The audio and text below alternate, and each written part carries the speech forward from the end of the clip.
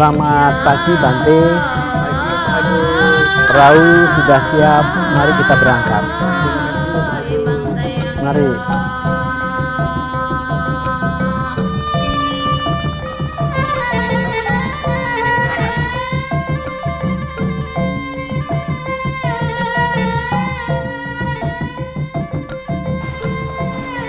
Bante, perjalanan kita menyusuri Sungai Batanghari ini seperti halnya perjalanan para pendahulu kita, leluhur kita ribuan tahun yang lalu menyusuri Sungai Batanghari. Panjang Sungai Batanghari, sepanjang sejarah peradaban orang-orang yang tinggal di tepian Batanghari oleh masyarakat tidak hanya dipandang sebagai kebutuhan untuk memenuhi hajat hidup sehari-hari. Dan Batanghari sudah bagian dari kehidupan yang mempunyai nilai tidak hanya makna-makna yang praktis tapi juga spiritual. Bahkan ungkapan-ungkapan sering muncul seperti ketika kita ke air cemetik keno dan ketika kita ke darat lemang lah masak. Ini gambaran sebuah kemakmuran bahwa orang-orang yang di tepian Batanghari ini kalau ingin makmur mereka harus selalu mendekat ke Batanghari. Di situ semua sumber kehidupan ada dan kemudian lengkap kesejahteraan mereka juga naik ke darat dalam menjalankan kehidupan sehari-hari.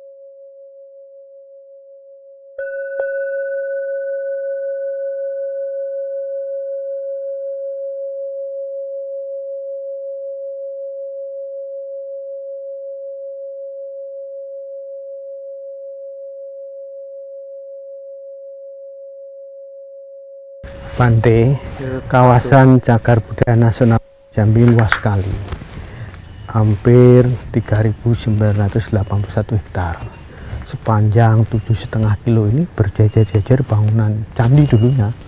Ada monastri, ada tempat ibadah, ada kompleks stupa, ada juga kolam-kolam kuno, juga ada kanal-kanalnya, Bante.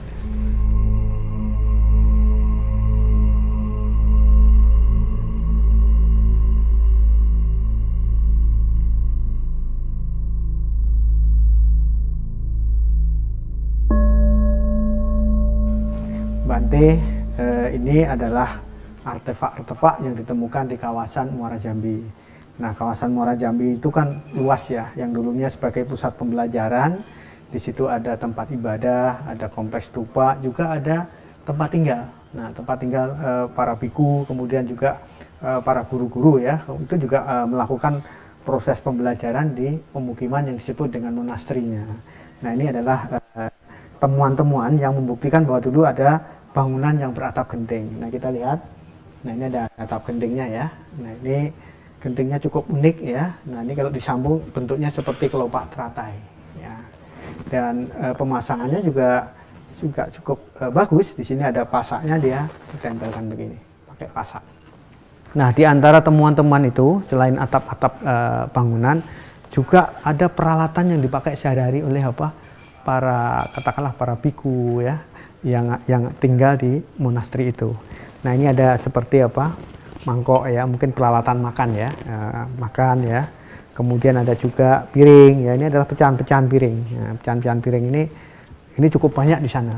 Jadi kalau kita melihat bahwa di temuan seperti di Candi Kumpung ya, kemudian Gedong 1, Candi Kedaton dan Malige akan kita temukan banyak di dalamnya peralatan-peralatan memasak. Bahkan juga ada yang namanya peralatan yang tempayan ya, ini tempat air ya. Tetapi kemungkinan bukan air biasa. Bisa jadi itu juga sebagai tempat cairan untuk obat-obatan ya.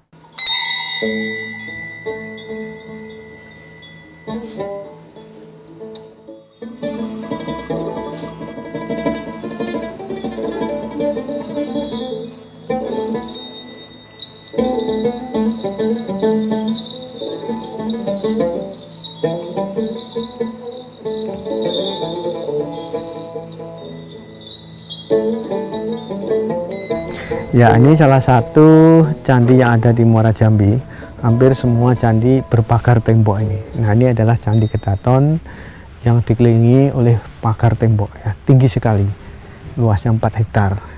Kisah tentang tembok-tembok bata ini pernah diceritakan oleh pelawat Cina namanya I Ching.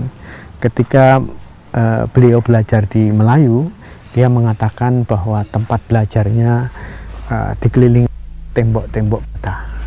Di dalamnya ada ribuan biku yang belajar tentang Buddha Dharma.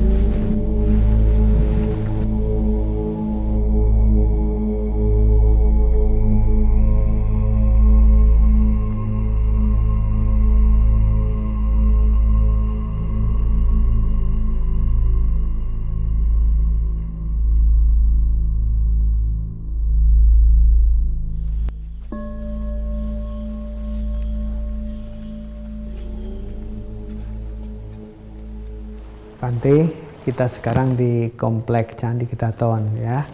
Kalau kita lihat namanya Kedaton mengingatkan kita dengan kata kedatuan. Ini Bante. Ini ada prasasti. Ininya Pramusira Empu Kusuma. Nah, prasasti ini menggambarkan bahwa ada kata-kata empu. Empu itu seseorang yang punya keahlian khusus. Seorang ahli logam pun disebut empu. Empu yang membuat keris ya. Sastrawan pun juga disebut empu, seperti empu Tantular, ya, empu Sedah, empu Panulu. Nah, ini mungkin saja kata-kata Pramusira Empu Kusuma itu artinya kan persembahan dari Empu Kusuma. Bante, ada sebuah naskah menarik, judulnya itu Catatan dari Laut Selatan. Nah, catatan ini sebenarnya berbahasa Cina, ditulis oleh I Ching ya. Pada abad ke-7 dia menceritakan bahwa dalam perjalanannya dari Cina menuju ke Madhya Desa, dia sempat singgah di Sulawesi dan Melayu. Nah, disitulah dia belajar tentang bahasa Sanskerta itu yang nantinya dipakai sebagai bahasa pengantar filsafat Buddha ketika di India. Nah, cukup menarik bahwa I Ching ini juga merekomendasikan bahwa bagi biku-biku yang ingin pergi ke Madhya Desa sebaiknya tinggal beberapa saat untuk memperdalam Sanskerta di Swarandwipa atau di Melayu. Nah, kehadiran orang Cina ini kita menemukan bukti-buktinya seperti keramik-keramik seperti ini. Nah, ini ada mangkok ya, kemudian juga ada piring besar, itu kalau melihat glasirnya itu dari abad ke-7, abad ke-8 ya, itu banyak ditemukan dari dinasti Sung. Artinya sejaman dengan apa yang diceritakan I Ching tadi. Nah, apa yang dilakukan orang-orang Cina juga, orang Cina itu kan juga ahli di dalam pengobatan dan lain-lain. Nah, ini ada sebuah kendi ya yang berisi cairan, tentu saja bukan untuk minum karena lubangnya kecil. Ada kemungkinan ini juga untuk cairan obat-obatan. Nah, bagaimana orang-orang asing ini datang ke Melayu? Padahal Melayu ini kepulauan. Sedangkan Tiongkok juga dibatasi oleh yang luas, kemudian juga ke India juga cukup jauh ya. Pelayaran ini membutuhkan waktu.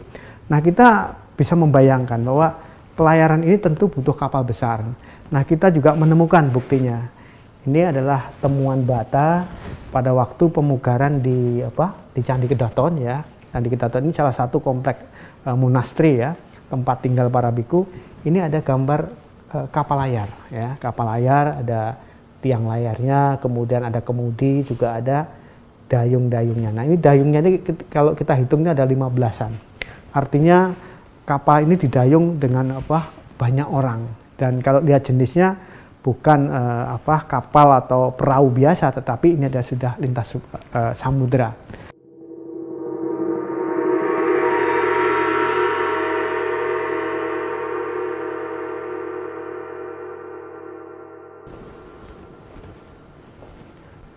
Bante, ini potongan-potongan papan perahu ya.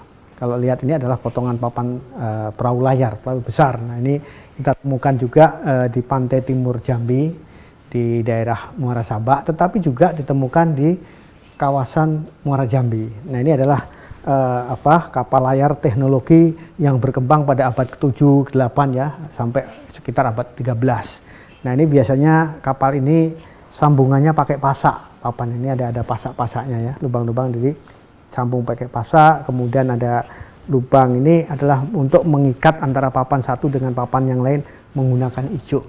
Kita temukan di sungai kuno yang ada di Muara Jambi, termasuk ini tidak jauh temuannya di daerah sungai yang dekat dengan kompleks Candi Kedaton ya. Nah, ini kita lihat ya, ini masih ada potongan-potongan lubang-lubang ya, untuk mengikat atau menyambungkan antara papan yang satu dengan yang lain. Juga masih ada sisa-sisa pasaknya ya.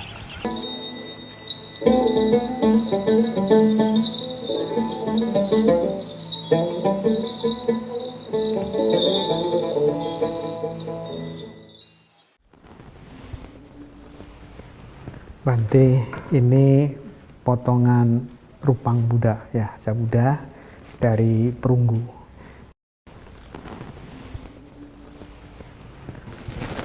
Nah, ini juga kita lihat, ini juga fragmen tangan Buddha ya.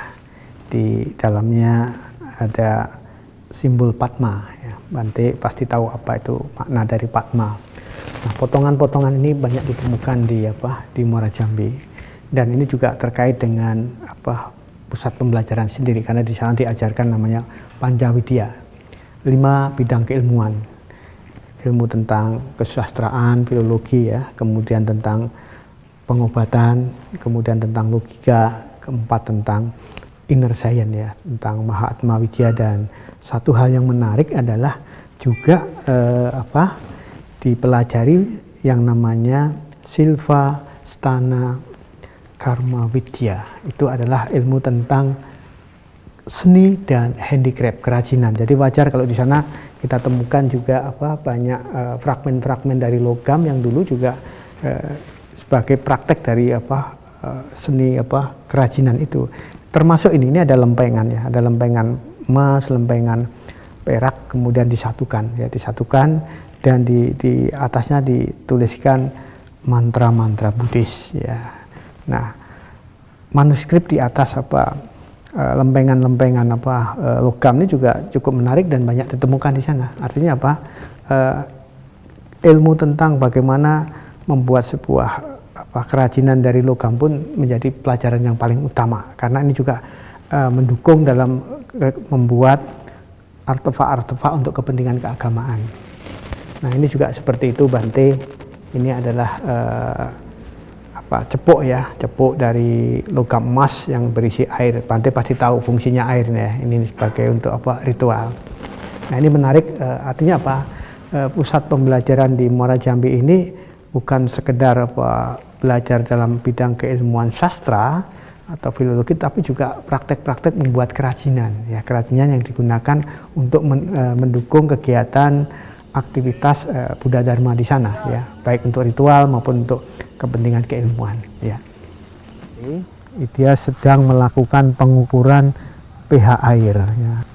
Berapa pH air ini? Rata-rata 7,1. Nah, berarti kalau rata-rata 7,1, air di dalam sumur ini layak untuk diminum ya.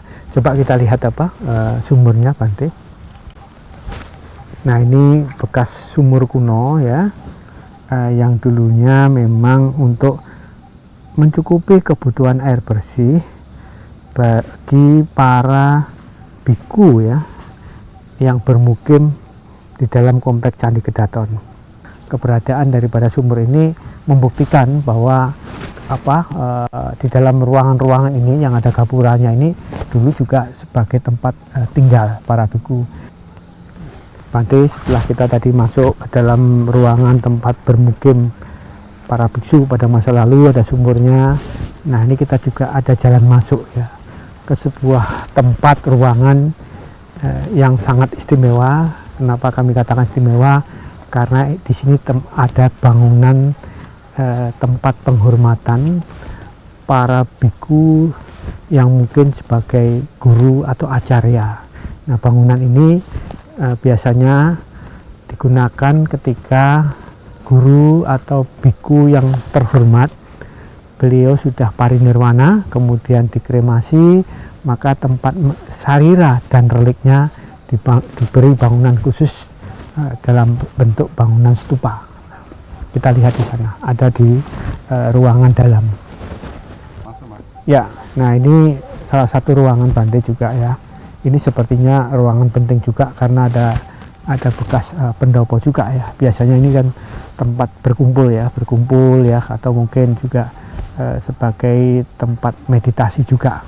Nah ini kita temukan di bagian dalam dan menghadap ke dua sisi. Satu menghadap ke Setyagara, yang kedua adalah menghadap kepada bangunan stupa ya, tempat menyimpan sarira dan relik. Mari kita ke sana. Ya, ini. Bante, kita lihat ya, ini ada bangunan, namun bagian stupa sudah hilang ya, kita temukan sudah hilang, sudah runtuh, dan sisa-sisanya sudah kita bongkar. Ini adalah salah satu bangunan yang dulunya adalah tempat menyimpan relik dan sarira terhadap biku yang sudah parinirwana. Nah di sampingnya juga masih ada terlihat altarnya, kemudian juga di depan itu menghadap ke barat itu juga ada altarnya. Nah di depan bangunan ini, stupa ini juga ada ini semacam pendapa ya, ini ada mandapanya ya, yang dulu juga untuk melakukan puja ya, puja penghormatan kepada biku yang memang dibuatkan sarira di dalam stupa ini. Selamat siang. Ya, perkenalkan Bante, ini anggota tim dari Balai Pelestarian Cagar Budaya Provinsi Jambi, sebuah institusi yang bertugas melakukan pelestarian cagar budaya yang ada di Muara Jambi. Nah ini rekan-rekan sedang melakukan namanya ekskavasi. Nah jadi ekskavasi melakukan penggalian arkeologi untuk melihat tinggalan apa saja yang ada di dalamnya ya. Dan ini penting untuk nanti bisa menjadi bukti-bukti dan untuk menjelaskan informasi peristiwa apa yang terjadi pada masa lalu. Nah ini salah satunya, ini tim ini menemukan struktur bata yang dulunya berfungsi sebagai paving ya. Jadi seluruh halaman ini Bante, kita lihat coba Bante, ini seluruh halaman yang ada di Komplek Canduk Daton ini dulunya ada paving bata seperti ini, dimana dulu halaman ini dipakai para biku ya untuk berkumpul, kemudian ajaran bersama, bahkan latihan-latihan terkait dengan tradisi-tradisi dalam ajaran Buddha Dharma itu dilakukan di halaman ini, seperti debat ya, mereka duduk bersila, kemudian upacara-upacara, bahkan meditasi-meditasi. Nah di sana kita lihat ada tim namanya tim konservasi. Nah ini tugasnya melakukan pemeliharaan ya, agar struktur-struktur bata ini tidak musnah ya, tidak hilang, jadi supaya nanti lestari ya, karena bata ini kan rentan ya, karena di daerah iklim tropis ini kadang-kadang kena hujan, panas, banyak lumut ya, banyak katakanlah algae yang bisa merusak, makanya secara rutin kita bersihkan. Nah salah satu yang selalu menjadi pertanyaan generasi sekarang itu bagaimana membangun candi dari bata tanpa menggunakan perekat semen seperti sekarang. Nah ini salah satu struktur stupa. Nah fungsi stupa ini ada beberapa. Yang pertama adalah sebagai simbol dari ajaran Buddha sendiri. Yang kedua juga di dalamnya untuk menyimpan relik-relik atau teks ya dari ajaran Buddha Dharma. Bahkan di dalamnya juga ada juga untuk menyimpan sarira atau relik dari guru-guru yang sudah tiada ya. Nah Bante biasanya ini ya bata ini harus dibasahi dengan cukup dengan air ya. Kemudian setelah basah cukup digosok-gosokkan ya, ya. Nah itu cukup digosok-gosokkan ya. Terus diulang-ulang. Nah kemudian setelah itu semakin berat dan setelah rapat dikuncikan, maka ini otomatis struktur bata akan tersambung. Ini Pak Agus, candi di Muara Jambi ini kan sekarang ini masih asri. Bagaimana kelanjutan ke depannya? Nah, ini kita lihat Bante, lingkungannya masih tertutup hutan ya, juga tanaman kebun-kebun, buah-buahan. Nah, di dalam ini kawasan ini masih banyak ini reruntuhan bangunan kuno. Orang sini menyebutnya menapu. Termasuk juga kolam-kolam kuno. Nah, sebelahnya malah ada bekas sungai kunonya. Nah, ini kedepannya tentu kita harus bisa melestarikan, ya, melestarikan, mengembangkan, memanfaatkan dan bisa bermanfaat bagi orang banyak.